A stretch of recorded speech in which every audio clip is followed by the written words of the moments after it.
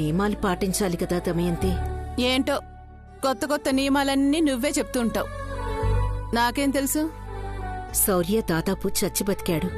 అందుకే ఆచారం ప్రకారం అమ్మాయి పుట్టింట్లో ఒక పూట గడిపితే ఎలాంటి దోషాలు ఉండవని సిద్ధాంతి గారు చెప్పారు. అందుకే నా గదిలో పడుకోమని చెప్తున్నాను. ఏంటి, నీ గదిలో పడుకుంటారా? వద్దొద్దు, వాళ్ళు వాళ్ళ గదిలోనే పడుకోవాలి. నేనన్ని ఏర్పాట్లు చేసొచ్చేశాను.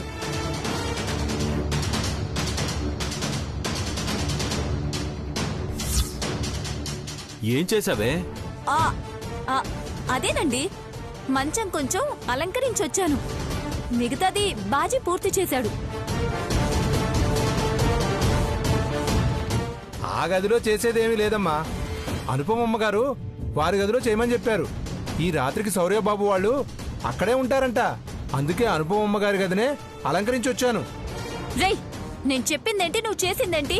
నీకెవరు చెప్పారా ఆ గదిని అలంకరించమని? నీ ఇష్టానికి నువ్వు చేసేస్తావా? అసలు నిన్ను ఆగవే.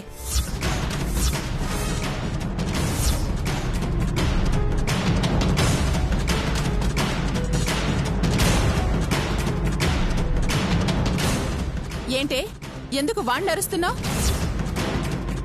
అసలు నీకెందుకు చెప్పాలి? నువ్వేమైనా శౌర్యకి తల్లివా, కళ్యాణికి అత్తవా? అదేంటొదినా అలా అనేసావు? ఎలాగో నువ్వు అరుస్తావు కదా, మళ్ళీ నీకు చెడ్డ పేరెందుకు అందరిలో అని నేనే అడుగుతున్నాను.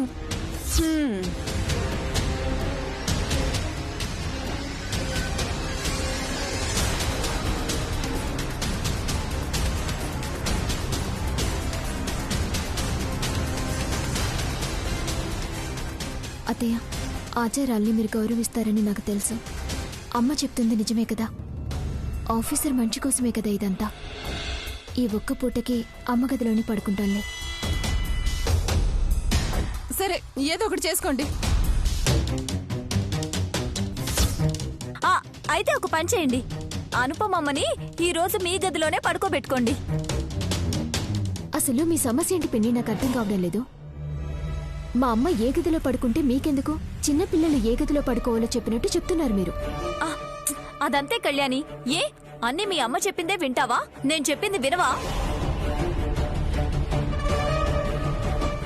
ఆ అమ్మాయి వాళ్ళు పడుకునే బదులు వాళ్ళ అమ్మా నాన్న పడుకునే ఆచారం ఏదో ఉందంట, అమ్మ చెప్పింది. ఇప్పుడు మా అన్నయ్యని ఎక్కడి నుంచి తీసుకురావాలి? జైల్లో ఉన్నాడుగా. అదేంటతే అలా అంటారు? ఇదిగో పల్లవి పిన్ని, చిన్ని కృష్ణ చిన్నాన్న. వీళ్ళిద్దరు కూడా నా తల్లిదండ్రుల తర్వాత తల్లిదండ్రులంతటి వాళ్లే కదా. వీళ్ళని మా గదిలో పడుకోబెట్టి మేము అలంకరించిన ఆ గదిలో పడుకుంటాం.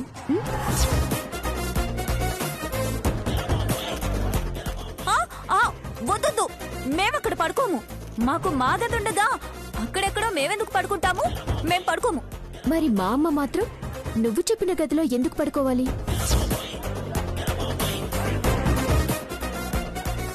అదేంటి పల్లవి అలా మాట్లాడతా? కళ్యాణి మిమ్మల్ని తల్లిదండ్రుల స్థానంలో నిల్చోబెట్టి మీకో గౌరవం ఇస్తుంటే సంతోషపడాల్సింది పోయి అలా మాట్లాడతావేంటి? అన్నయ్య, మీకేం తెలీదు, మీరు ఊరుకోండి. పక్క గదిలో మేము ఉన్నాం కాబట్టి మమ్మల్ని ఇక్కడ పడుకోండి అని అంటున్నారు గాని, అదే మేము అక్కడెక్కడో ఉండుంటే ఈ ఆచారాలన్నీ చేసేవారా ఏంటి?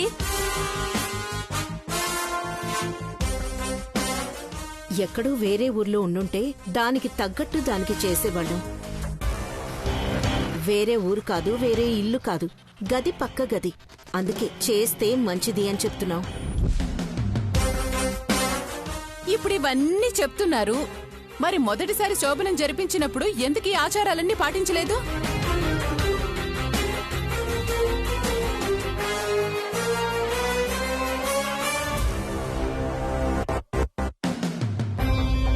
అదే ఎన్ని అనర్థాలకి కారణమైందని బాధగా ఉంది దమయంతి. ఆ రోజు అలా చేయకపోవడం వల్లే నా బిడ్డకి ఇన్ని కష్టాలు వచ్చాయేమో. వద్దు, నా బిడ్డకి మళ్ళీ ఆ కష్టాలు రాకూడదు.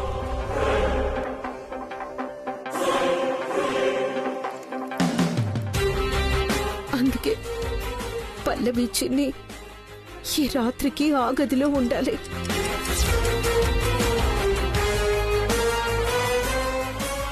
మీకంత అనుమానంగా ఉంటే చెప్పండి, అమ్మని పిలుస్తాను, అమ్మే చెప్తుంది. అవునవును, నానమ్మ చెప్తే అందరికీ నమ్మకం వస్తుంది. వెళ్ళి పిలుస్తాను. ఏయ్, ఉండవే.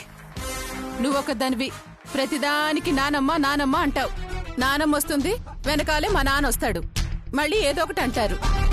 చలికెందుకులే అని లోపల పడుకున్న వాళ్ళని పిలిచి వాళ్ళతో తిట్టించుకోవడం అవసరమా?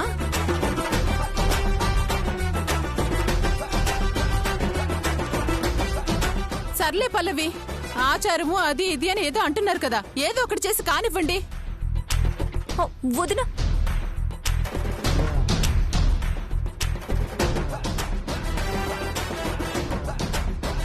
సరే ఇంకా తప్పేలా లేదు కదా.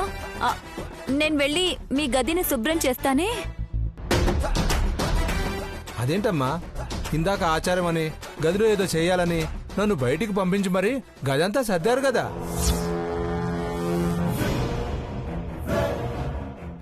నా గదిని అత్తయ్య శుభ్రం చేయడానికి ఎందుకెళ్ళింది?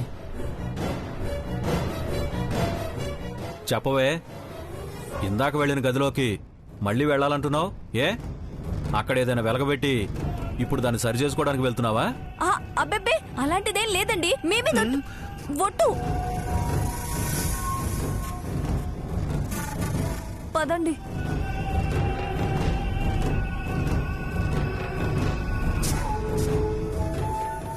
బాజీ, నువ్వు వెళ్ళి మిగతా పనులు చూడు. అలాగేనమ్మా.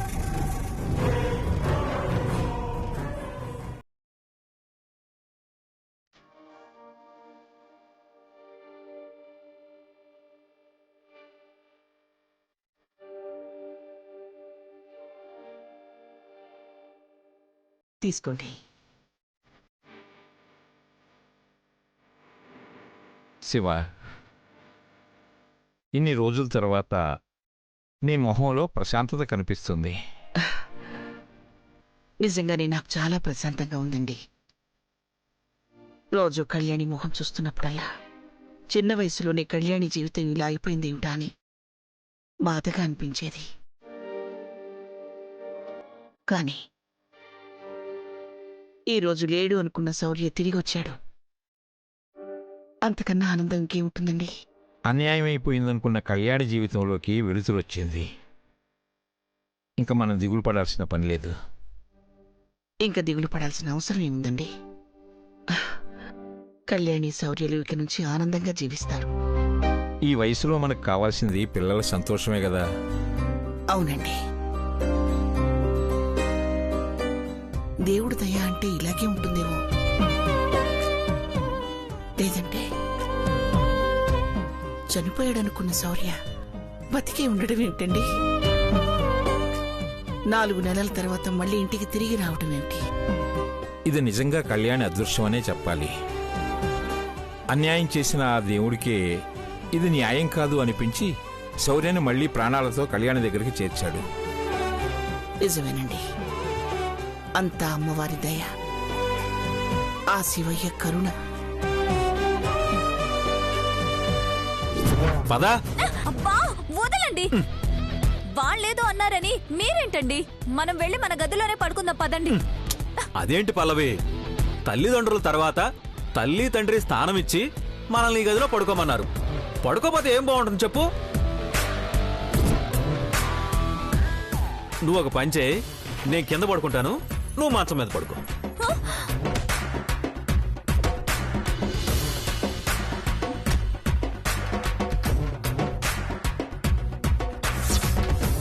లేదు లేదు, నేను కూడా మీతో పాటే కిందే పడుకుంటాను. లేదంటే మీరు హాయిగా మంచం మీద పడుకోండి, నేను ఒక్కదాన్నే కింద పడుకుంటాను. అదేంటి పల్లవి, నువ్వెప్పుడైనా కింద పడుకున్నావా? అయినా నా భార్య కింద పడుకుంటే నేను చూడగలనా? వద్దులే, నువ్వే పైన పడుకో, నేనే కింద పడుకుంటాను. అయ్యో, నాకు అసలు మంచం మీద పడుకోవడమే ఇష్టం ఉండదండి. మీరేదైనా అనుకుంటారని బలవంతంగా పడుకుంటున్నాను, అంతే అంతే. నాకు తెలుసు పల్లవి, నువ్వు నా కోసమే కదా కింద పడుకుంటానంటున్నావు. నేను కింద పడుకుంటే నువ్వు పైన ఎలా పడుకుంటావనే కదా నీ ఫీలింగు. అలాంటివేం పెట్టుకోవద్దు, నువ్వు హ్యాపీగా పైన పడుకో, నాకు కిందే బాగుంటుంది. అది లేదు లేదు, ఇద్దరం కలిసి కిందే పడుకుందామే. వద్దులే పల్లవి, ఈ రాత్రికి నువ్వు మంచం మీద పడుకో.